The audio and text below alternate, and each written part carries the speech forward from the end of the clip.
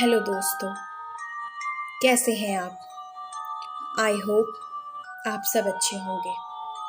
आज मैं आपको सड़क पर नींबू और वो गुड़िया का पार्ट 2 लेकर आई हूँ। ये कहानी लिखी है ईसीएस ने और आवाज़ दी है एकता ने। जब आरती जी पुजारी जी के पास पहुँचती हैं, उन्हें अपनी सारी बातें बताती हैं। पुजारी जी बहुत क्रोधित होते हैं, उन्हें बहुत गुस्सा आता है कि आजकल के पढ़े लोग ऐसे भी करते हैं। उन्हें ये सब तो मजाक लगता है, लेकिन जब उनके साथ ऐसा हादसा होता है तब उन्हें पता चलता है। खैर, आरती जी बहुत रोने लगती हैं तो पंडित जी को बहुत बुरा लगता है कि नहीं, कुछ तो मुझे करना चाहिए अगर मैं मदद कर सकूं तो आरती जी को एक बाबा के बारे में बताते हैं कि ये एक बाबा हैं जो जो ये सब नकारात्मक चीज़ों, जो शक्तियाँ हैं, उनके बारे में उन्हें बहुत जानकारी है। वे बहुत लोगों की मदद कर चुके हैं। अगर आप अपनी बात उनके सामने रखती हैं, उन्हें बतलाती हैं, तो वो आपके अवश्य ही मदद करेंगे। आरती जी को एक उम्मीद की किरण दिखाई पड़ती कि शायद मेरे घर का स्थिति सही हो जाए। वो सुबह ही निकल जाती है क्योंकि थोड़ा दूर रहता है। फिर बाबा जी की जब वहाँ पहुँचती है उनके स्थल पे, उन्हें कुछ अजीब ही दिखाई देते हैं। कुछ लोग, कुछ औरत के बाल खुले हैं, वो पता नहीं बालों को घुमा रही है तो हंस रही है, तो कोई बच्चा उन्हें देख रहा है अजीब निगाहों से, एक अलग ही। वो बहुत डर भी जाती हैं क्योंकि वो पहली बार वहाँ पे गई थी, ऐसा कुछ देखी। उसके बाद फिर वो बाबा जी के पास जाती हैं, बाबा जी को अपनी सारी समस्या को बतलाती हैं। बाबा जी सोच लेते हैं, उन्हें पता चल जाता है क्योंकि वो बहुत ये सब के जानकार हैं। उन्हें पता चल जाता है कि कुछ तो काला जादू का ये टोटका लग रहा है। बाबा जी कहते हैं कि मैं आपके घर एक बार जाना चाहता हूँ, देखना चाहता हूँ। तो आरती जी बोलती हैं ठीक है, आप मेरे साथ ही चलिए बाबा जी। बाबा जी और आरती जी निकल लेती हैं अपने घर के लिए, पहुंच जाती हैं घर। जैसे वो पंडित जो बाबा है वो पैर जैसे रखता है, उन्हें एक अजीब सी, एक नकारात्मक शक्ति का उन्हें एक एहसास होता है। वो आरती जी को कहते हैं, तुम लोग जितना जल्दी यहाँ से खाली करोगे ये मकान, उतना जल्दी तुम लोग के लिए सही रहेगा। ये तुम लोग के लिए सेफ नहीं है जगह। आरती जी बहुत डर जाती हैं कि क्या बोल रहे हैं ये बाबा, मैं तो अपना पति को बचाने के लिए आई, ये तो मुझे बोल रहे घर छोड़ने के लिए।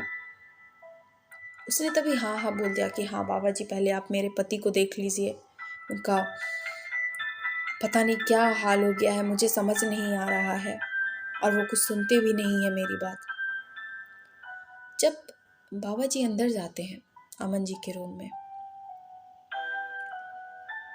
जो आदमी अच्छा खासा एक ऑफिस जाता था, खाना पीना सही से पैसे कमाता था, सही घर था, एक अजीब सा अजीब लगता है जैसे कुछ खाया पिया ना हो कितने टाइम से, उठने की भी शक्ति नहीं होती है, ऐसे अमन जी लग रहे थे। थोड़ा बाबा जी को भी बुरा लगता है कि तुम्हारी एक गलती की वजह से देखो तुम्हें कितना कुछ सहना पड़ रहा है। फिर बाबा जी कहते हैं कि ये रूम से जो भी शीशा है उस शीशे को ढक दो और अमन जी का पैर बांध दो, इधर से और उधर से हाथ भी बांध दो। तो आरती जी को थोड़ा बड़ा अजीब लगता है कि पैर क्यों बांधना, ये तो पहले से ही है ऐसे हो गए हैं लाचार, पैर क्यों बांधना। तुम जो भी नज़ारा देखोगी तब तुम्हें पता चलेगा क्या है। अब आरती जी को जैसे कहते हैं पैर बांध दिया आरती जी ने, हाथ भी बांध दिया। उनके दोनों बच्चे बहुत डरते हैं, उन्हें दूसरे रूम में ले जाते हैं। फिर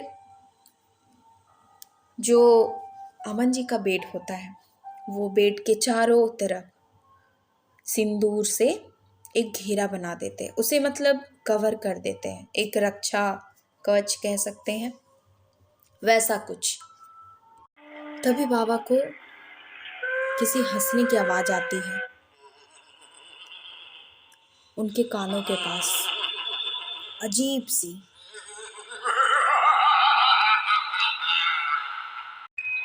तो कभी किसी के बुदबुदाने की आवाज आती है।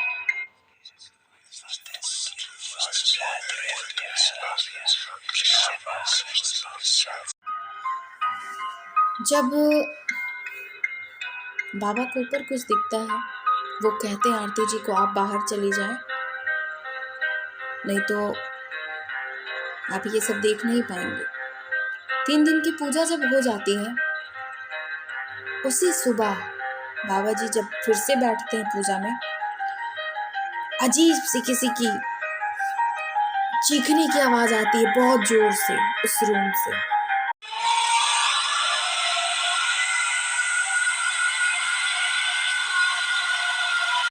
तभी ही उनके ऊपर की छत खुल के कुछ बाहर जाता है, फिर वहां का वातावरण थोड़ा शांत लगता है और वो आरती जी को बतलाते हैं कि आपके घर में जो भी था वो चला गया और जितना जल्दी होगा आप इस घर को छोड़ दें उतना सही रहेगा आप लोग के लिए। अमन जी को भी पता चल जाता है कि वो सब जो रास्ते पे नींबू या कुछ गुड्डे जो भी रहते हैं उन्हें मजाक में नहीं लिया जाता है। कुछ ऐसे इंसान होते हैं जो तंत्र विद्या करते हैं किसी को नीचे गिराने के लिए या खुद को ऊपर उठने के लिए, तो किसी के लिए अच्छा होता है किसी के लिए बुरा, इसे इग्नोर नहीं किया जा सकता।